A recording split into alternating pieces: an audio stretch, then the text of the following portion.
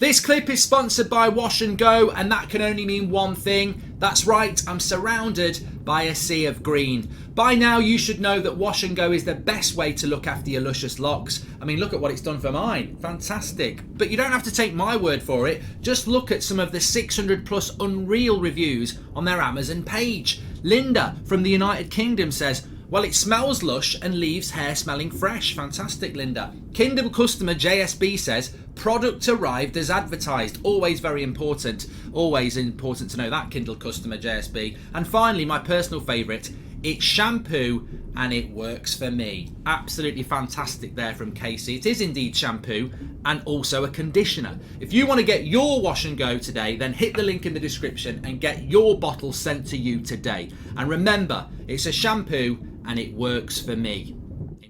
Tiring start to the day after a very tiring, I'm not even going to say transfer window, it's just very tiring supporting Manchester United, isn't it?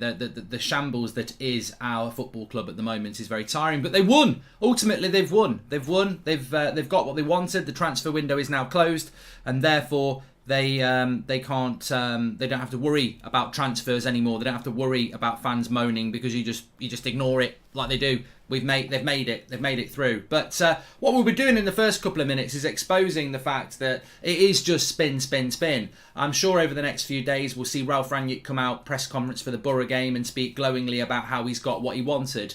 We'll see training ground pictures of Ronaldo and the winning team, because this is what United do. Spin it, get the likes, get people back interested, get the theme park back open again, get people buying merchandise, get that money flowing into what we absolutely categorically know is just a franchise for the Glazers. It's a theme park. And basically, it's a cash cow, and it's get that positivity spinning. It's get that new kit leaked. It's we're going to buy a midfielder out there. It's make them forget the transfer window's closed, and it's spin, spin, spin. If you can't see that, everyone's got an opinion. Everyone's got a right. But this is a franchise. We're not interested in winning things. They're just interested in making money. And this football club is still making a lot of money, even though we're further away from a title than we've ever been. So it's sad. But look, I feel that Rangnick has been wrecked, betrayed, undermined. I think all those things still stand true.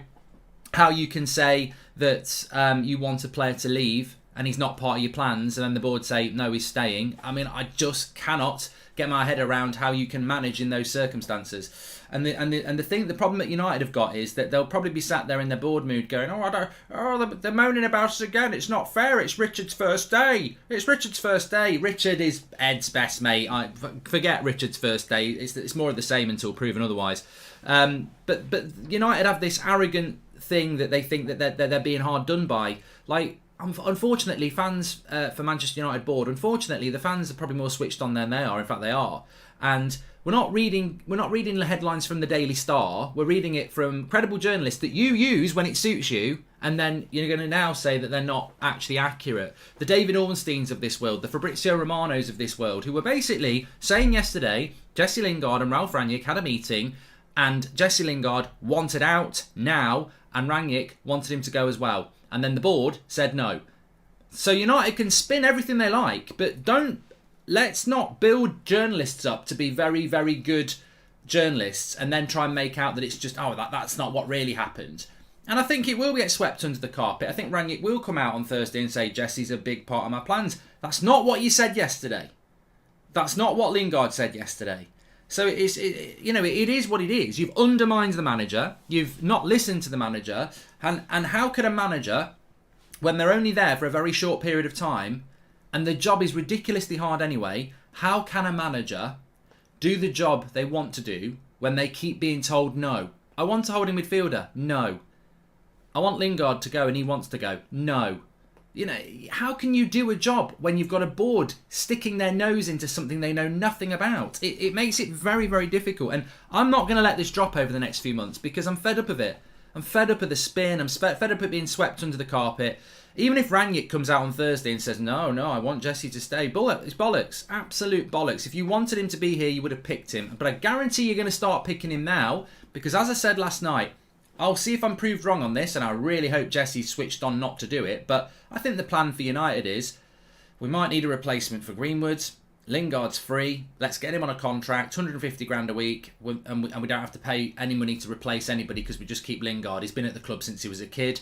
He's got the DNA. Let's give him a long-term contract. And I think Jesse Lingard contract by April, playing regularly for the first team. I would not be surprised if this is the plan. Jesse might not want it at the moment. Rangnick certainly doesn't want it, but the board does. And the scary thing is, if that happens, I am querying now more and more the unthinkable. How much influence does this board actually have on our squad and team? Like, I can't...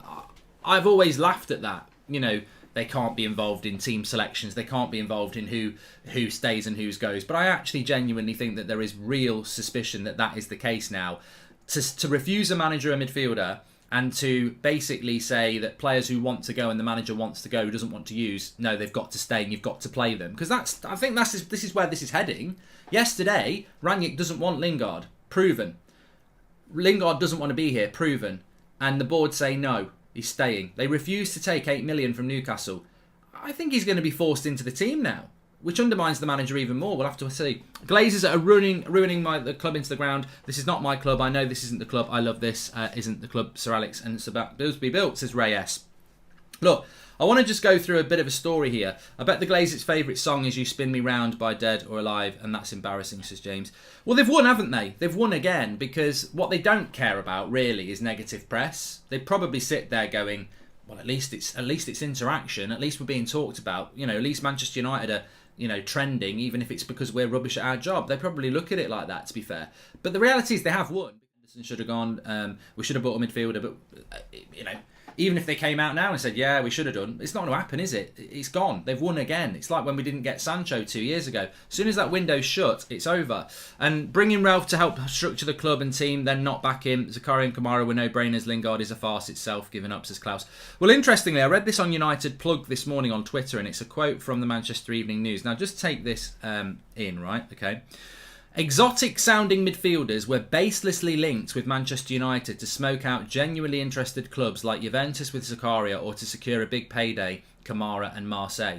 That's from the Manchester Evening News, apparently, from the Twitter account at United Plug.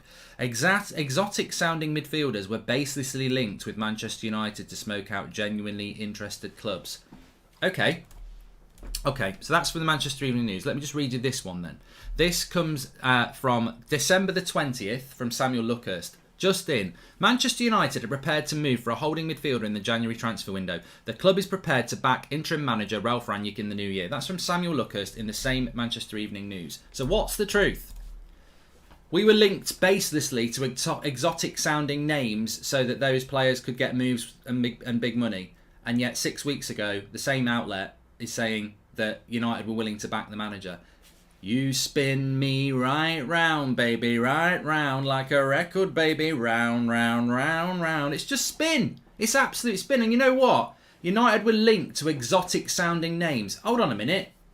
Fabrizio Romano, United spoke with Zakaria in December because Rangnick's a big admirer. Fabrizio Romano in January. Keep an eye on Zakaria. It's a player that Rangnick admires and a deal that Manchester United are looking at. Fabrizio Romano yesterday, Kamara was offered to Manchester United. Last week, numerous outlets, Manchester United are admirers of Kamara.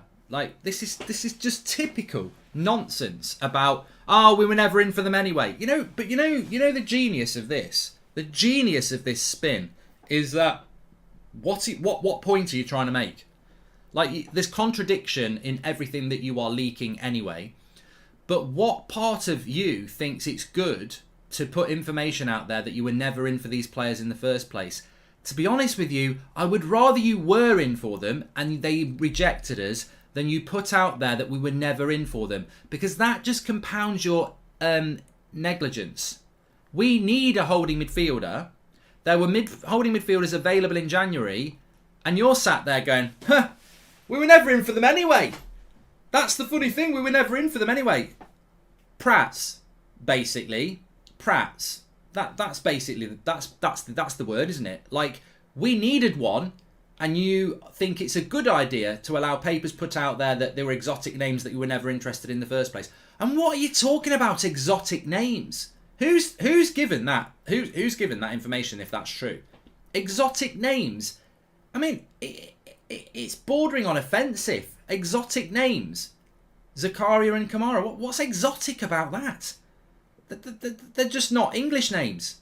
Not exotic. They're footballers who actually, if you didn't dismiss them as not exotic names, you might realise that they're actually viable options for issues within our team. Exotic names. Absolute bloody... Goldbridge, that's the end of the clip. I'm sure you enjoyed it. In fact, I bet that's the best clip you've ever watched. So there's no reason not to subscribe to the channel. Click the bell icon so you never miss a clip again. In fact, smash a like on the video because we all know only legends like videos and you are all legends. So please smash a like on the video and we will see you again on the next one. Thank you very much for watching as always.